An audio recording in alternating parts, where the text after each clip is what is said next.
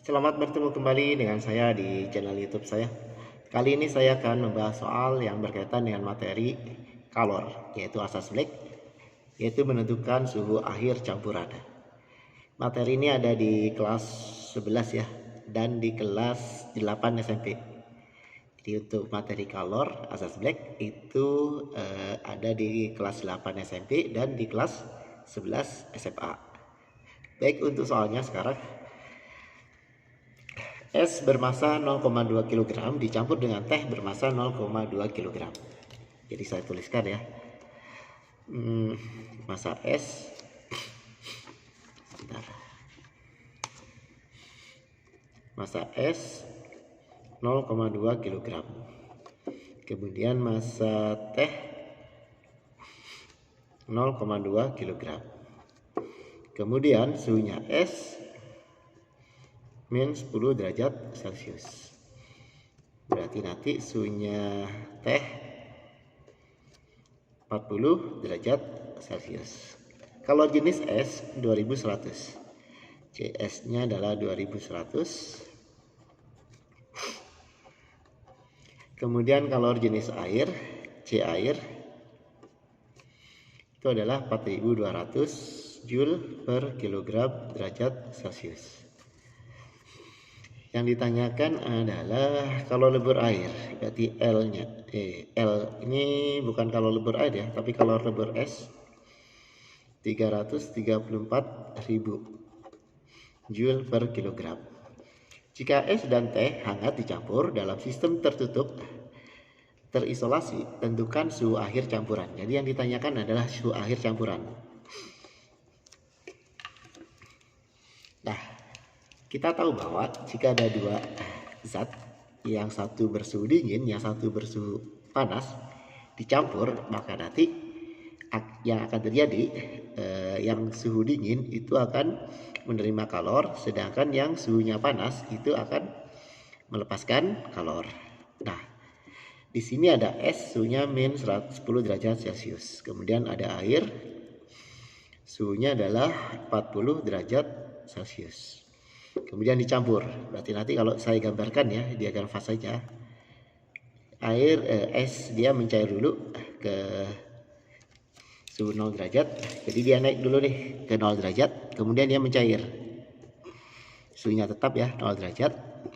Nah, kemudian dia naik sampai ke suhu campuran. Sedangkan yang tehnya dari suhu 40 dia turun ke suhu campuran. Nah, berarti nanti misalkan ini adalah Q1, ini adalah Q2, ini adalah Q3, yang ini Q4. Nah, sesuai dengan asas Black ya. Jadi kita menggunakan asas Black. Kalor yang dilepas itu sama dengan kalor yang diterima. Nah, yang melepas kalor yang mana? Yang melepas kalor adalah yang suhunya dari tinggi turun menjadi rendah. Berarti yang Q4-nya. Ya, yang melepas kalor. Berarti nanti Q4 sama dengan yang menerima kalor yang mana? Nah, berarti yang naik nih tanda panahnya. Berarti yang Q1 ditambah dengan Q2 ditambah dengan Q3. Nah, Q4 kadang dia terjadi perubahan suhu, maka kita menggunakan rumus M kali C kali delta T. Nah, M-nya yang dipakai adalah M air di sini. M air, M masa teh ya. Kemudian C-nya adalah C untuk teh, karena teh kan dianggap sebagai air ya. Nah, nanti sama dengan yang ini Q1. Q1 berarti dari wujud es ya, dari suhu negatif 10 ke 0, berarti terjadi perubahan suhu. Kita menggunakan rumus ini, M masa S dikali C S dikali dengan delta T. Kemudian ditambah dengan Q2 nya perubahan wujud, berarti massa kali dengan kalor lebur. Jadi kita menggunakan rumus ini. Kemudian yang terakhir ini perubahan suhu ya, berarti nanti MS kali C air. Nah, karena di sini sudah menjadi air, maka kita menggunakan C air dikali dengan delta T. Kita tinggal masukkan nih massa. Kita lihat karena massa S dan massa T sama. Ini kan sama nih. Berarti nanti M-nya bisa kita coret semuanya nih. Kita nggak usah pakai M-nya. Nah, kita coret semuanya sehingga nanti di sini jadi C air dikali dengan delta T sama dengan CS dikali dengan delta T ditambah dengan LS ditambah dengan C air dikali dengan delta T. Tadi ini, ini air ya, C-nya C air, tapi ini teh ini. Tapi yang dipakai adalah C air. Ini 4200 dikali dengan, nah ini turun ke suhu campuran. Berarti 40 dikurang T campuran. Sama dengan CS-nya tadi berapa? 2100 ya. Nih 2100. Oh, di sini udah saya tulis ya. 2100 dikali dengan ya delta T. Delta T-nya berarti 10 ya. Ditambah dengan kalor leburnya 334.000. Ditambah dengan C air 4200. Ya, ini kalau ini dikali TC dikurang 0.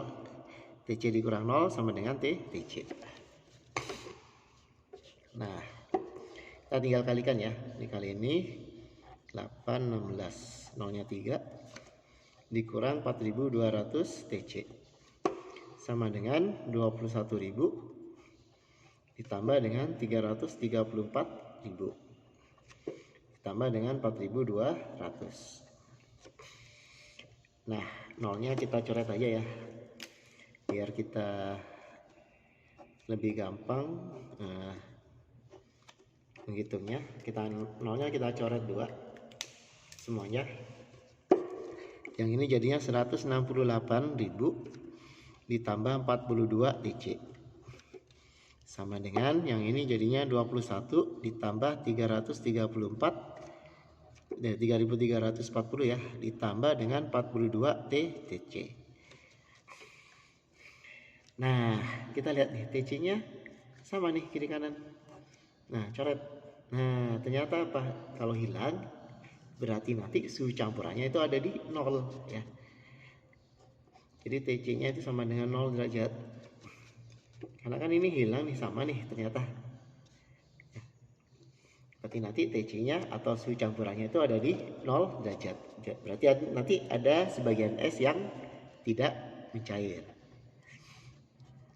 Ya, TC-nya adalah 0 derajat, sebagian es tidak mencair.